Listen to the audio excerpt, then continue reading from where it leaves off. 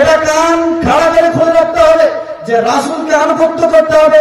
কেননা স্বয়ং আল্লাহ তাআলা তিনি বলছেন, আল্লাহ রাব্বুল আলামিন তিনি বলছেন, ওমা আতাকুমুর রাসূল ফাখুযুহু ওয়া মা নাহাকুম আনহু ফান্তাহু। ও পৃথিবীর মানুষ, তোমরা শুনে রাখো, আমার নবী যা বলবে তোমরা তাই করবে, আর আমার নবী যেটা বারণ করবে রে, যেটা পর্যন্ত বিষয় গ্রহণ করতে মানা করবে, তোমরা সেটা থেকে সর্বদা বিরত থাকবে। আমরা বিরত থাকতে পারি না কোন বিষয়ে। একটা বিষয় আলোচনা করে অনেক দেরি, সম্মানিত ভাই বোনেরা, রাসূল আনুগত্য কোনো অধিক করতে পারি না। অথচ আল্লাহ তাআলা তিনি ত্যাগ হিসাবে ঘোষিত করেছে, মুহাম্মাদের আনুগত্য করবি না, নাজাত হতে পারবি না, জান্নাতে প্রবেশ করতে পারবি না। সাহাবারা মেনেছিল, আমরা কিন্তু মানতে পারছি না। শেখ আলোচনা করছিলেন, সাহাবীদের ঘটনা খুব সুন্দর লাগছিল। এমন পয়েন্ট তো একটা এসে যাবে, খুব সম্পূর্ণ আলোচনা করে আপনাকে ছেড়ে দেবো। আপনি খুব ভালো করে শ্রবণ করুন। একটি আয়াত, একটি কোরআন হাদিসের বাক্য যদি গ্রহণ করে নেন, আজকের মজলিসে এই ধর্মসভা সাফল্যমণ্ডিত হবে। কিভাবে তারা আনুগত্য করছিল? আল্লাহ রাব্বুল আলামিন তিনি বলছেন, হে নবী তুমি বলে দাও, কুল ইন কুনতুম তুহিব্বুনাল্লাহ ফাত্তাবিউনি ইউহিব্বুকুমুল্লাহ। হে নবী তুমি বলে দাও, তারা যদি আল্লাহ তাআলার ভালোবাসা পেতে চায়, আল্লাহ তাআলার সান্নিধ্য লাভ করতে চায়, আল্লাহ তাআলার নৈকট্য হাসিল করতে চায়, তাহলে ফাত্তাবিউনি, মুহাম্মদের আনুগত্য করা লাগবে। তবে ইউহিব্বুকুমুল্লাহ, আল্লাহ ভালোবাসা পেয়ে যাবে। আল্লাহ তাআলা কি বলছেন? আমি গফুরুর রহিম, আমি সবচেয়ে দয়াবান ও ক্ষমাবান। তাহলে আল্লাহ তাআলার ভালোবাসা পেতে হলে মুহাম্মদকে ভালোবাসতে হবে। আল্লাহ তাআলার ভালোবাসা আমরা চাই না, চাই না? অবশ্যই আল্লাহ দয়া, আল্লাহ রহম, আল্লাহর করুণা যদি না পাই, কোন ব্যক্তি কি আমাদের দিবসে ঠাঁই পাবে না। আম্মা জান আয়েশা রাদিয়াল্লাহু তাআলা আনহাকে বিশ্বনবী তিনি বলছেন, ও আয়েশা শুনে রাখো, যেদিন আল্লাহ রাব্বুল আলামিনের হাতে আসমান থেকে যাবে, এক হাতে জমিন থেকে যাবে রে, আদম সন্তানের হিসাবে প্রত্যেকটি আদম সন্তানকে আল্লাহ রাব্বুল আলামিন সাজা প্রদান করবে, আর তাদের মুক্ত করে সুখময় জান্নাতে প্রবেশ করাবে। আম্মা জান আয়েশা রাদিয়াল্লাহু তাআলা আনহা তিনি বলছেন, ইয়া রাসূলুল্লাহ, ইয়া হাবিবাল্লাহ, আমি আপনার কথা বুঝতে পারলাম না। আল্লাহ রাব্বুল আলামিন কোরআনুল কারীমে ঘোষণা দিয়েছেন যে পৃথিবীর মানুষকে আল্লাহ তাআলা ক্ষমা করবে, কিয়ামতের দিবসে এই হিসাবকে সহজ করা হবে। কিন্তু রাসূল গো, আপনি বলছেন কিয়ামতের ময়দানে মানুষকে আযাব দেওয়া হবে, শাস্তি দেওয়া হবে, আর তাদেরকে মুক্ত করে দেওয়া হবে। বিশ্বনবী তিনি বলছেন, আয়েশা তুমি শুনে রাখো, যে ব্যক্তি সাফল্যমণ্ডিত হয়ে যাবে, সাকসেসফুল হয়ে যাবে, আল্লাহ তাআলা তার রাসূলের নীতিমালা মেনে জান্নাতে প্রবেশ করবে, তার আলাদা কথা। আমি তাদের কথা বলছি যারা ত্রুটি করবে, পাপ করে চলবে, কিন্তু আল্লাহকে বিশ্বাস করেছে, ঈমান অনয়ন করেছে, ও অথবা এই পৃথিবী থেকে শেষ নিঃশ্বাস ত্যাগ করে কিয়ামতের ময়দানে উঠবে, ছোটখাটো ভুলগুলো আল্লাহ তাআলা আযাব করে তাদেরকে জান্নাতে প্রবেশ করাবে। আয়েশা তুমি শুনে রাখো, কাল কিয়ামতের দিবসে লক্ষ লক্ষ কোটি কোটি প্রত্যেকটি সময়ের প্রতি, প্রত্যেকটি অর্থের প্রতি, প্রত্যেকটি কিতাবের প্রতি একটি করে নবী দেওয়া হয়েছে। প্রত্যেকটি গোয়ামের প্রতি, প্রত্যেকটি মানুষকে, নবীদের প্রত্যেকটি কওমকে, দলকে ডাকা হবে, আর বলা হবে যে তোমরা এই নিয়ামতের কি দাম রেখেছো। আল্লাহ রাব্বুল আলামিন যদি কোন একটি নিয়ামতের পক্ষ হিসাবে নেয় নাই, আদম সন্তান তারা ঠাঁই পাবে না, সর্বদা ওই কাল কিয়ামতের দিবসে ক্ষতিগ্রস্ত হয়ে যাবে।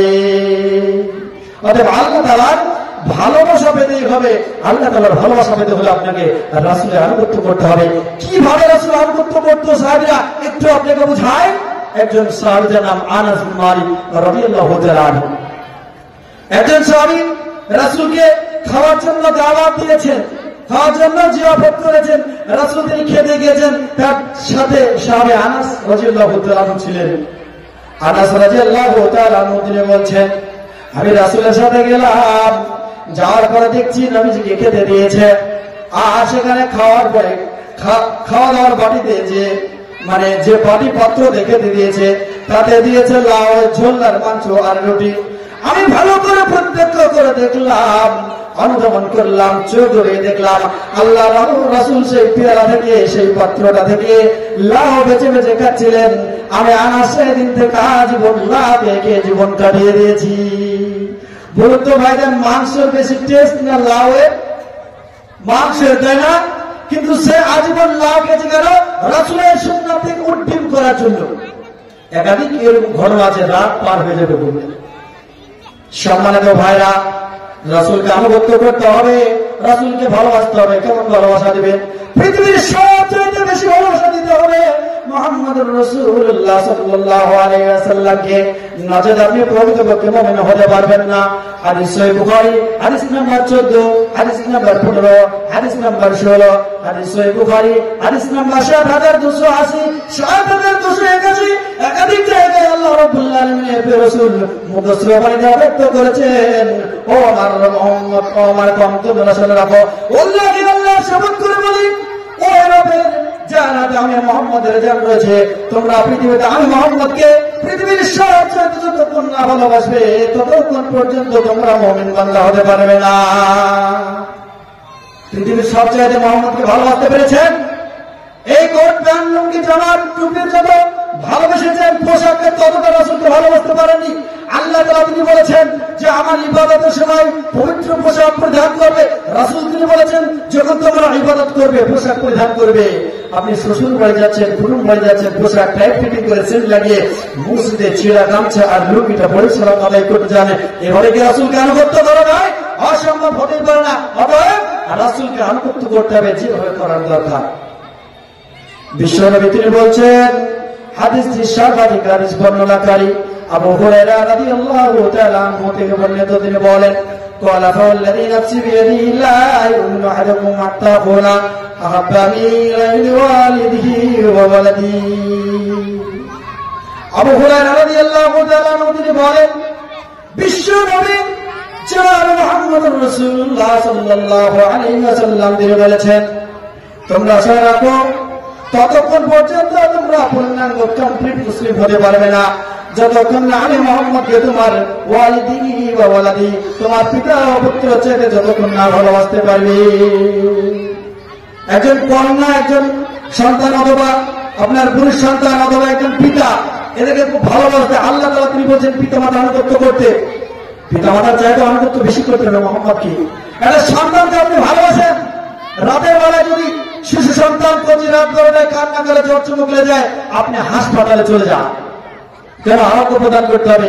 শিশু আমার সন্তান, তাকে ভালো করতে হবে, মায়া লেগে যায়।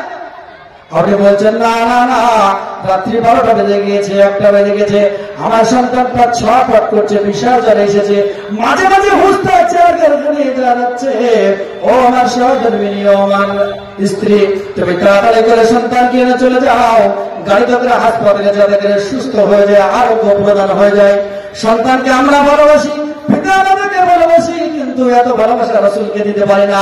ওই রাত্রি 12টায় একটা আপনার সন্তানকে আপনি ভালোবাসার জন্য এত মায়া রয়েছে, অসুস্থ হয়েছে যার জন্য আপনি আরোগ্য প্রদান করার জন্য সুস্থ কামনা করছেন, অনেক দূরে গাড়ি ভাড়া দিয়ে গভীর রাত্রে চলে যাচ্ছেন, কিন্তু আল্লাহ রাব্বুল আলামিন এবং তার রাসূল তিনি বলেছেন অবশ্যই তোমরা রাতের বেলায় তাহাজ্জুদ পড়ে তোমরা ফজরের সালাত আদায় করবে, তোমরা নামাজকে সালাতকে কায়েম করবে, কিন্তু একজন মুসলিম সেটা ভুলে যায়, রাসূলকে ভালোবাসতে পারে না। সাহাবীরা নবীর জন্য আল্লাহর জন্য জান দিতে দ্বিধা করেনি, তাদের কলেজে ফেলে দিয়ে দিয়েছে। অনেক সাহাবীদেরকে মাথা ফেলে ফোড় করে দিয়েছে, তাও আল্লাহকে এক বলে স্বীকৃতি প্রদান করেছে, কাফেরদেরকে তারা মাথা নত করেনি। খুবাইব রাদিয়াল্লাহু তাআলা ঘটনা মনে পড়ে যায়।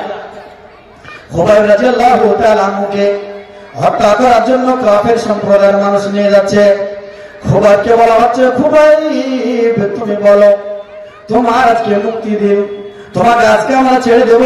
তোমার সাথী ছিল অনেক, তাদের চোখ তুলে নেওয়া হয়েছে, কারো কান কেটে নেওয়া হয়েছে, কারো পা কেটে নেওয়া হয়েছে, তাদেরকে কুপিয়ে কুপিয়ে এই জমিনে পিস পিস করে পৃথিবী থেকে শেষ নিঃশ্বাস করা হয়েছে।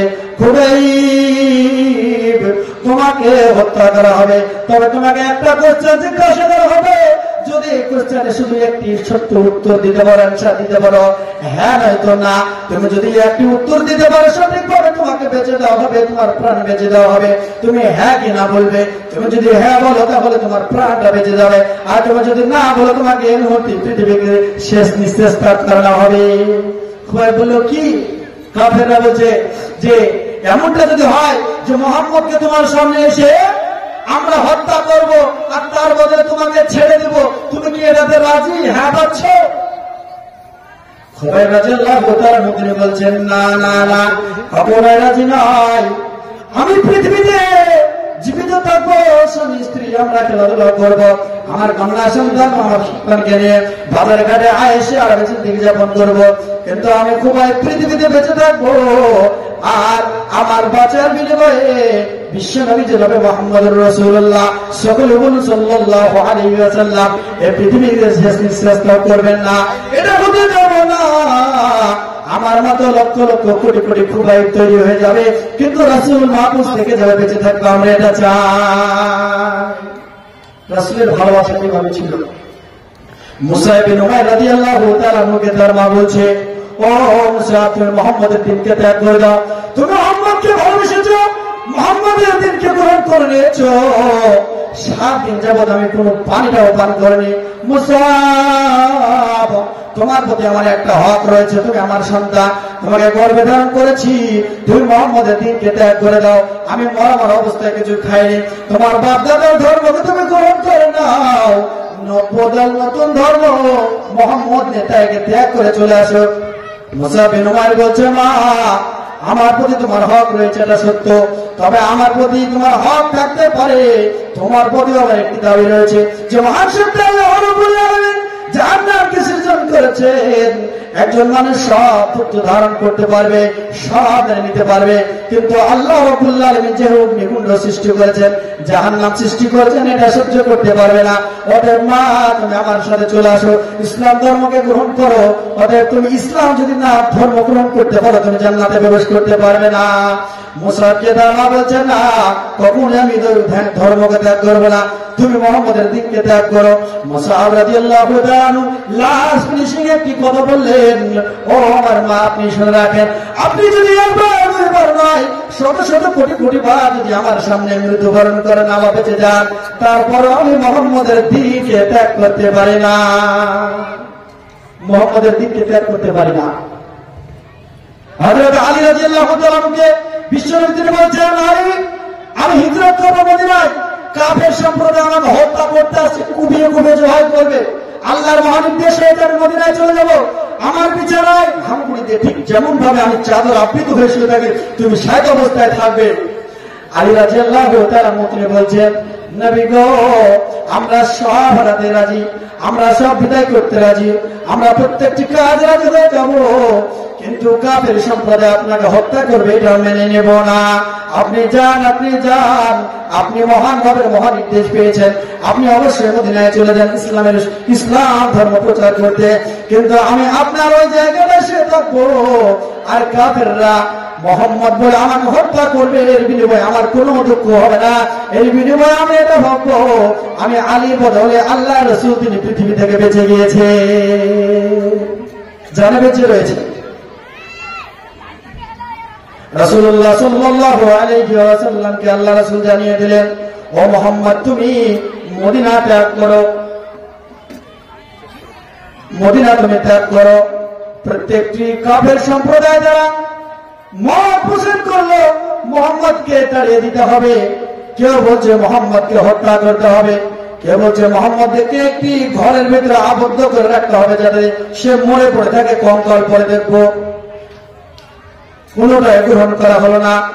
লাস্ট ফিনিশিং বলা হলো, বংশের প্রত্যেক যুবকদেরকে একটি করে অস্ত্র ধারণ করে দিতে হবে, যারা যারা মুহাম্মদ মদিনায় প্রবেশ করার পূর্বে যখন সালাত পড়তে বের হবে তাকে হত্যা করে দেওয়া হবে।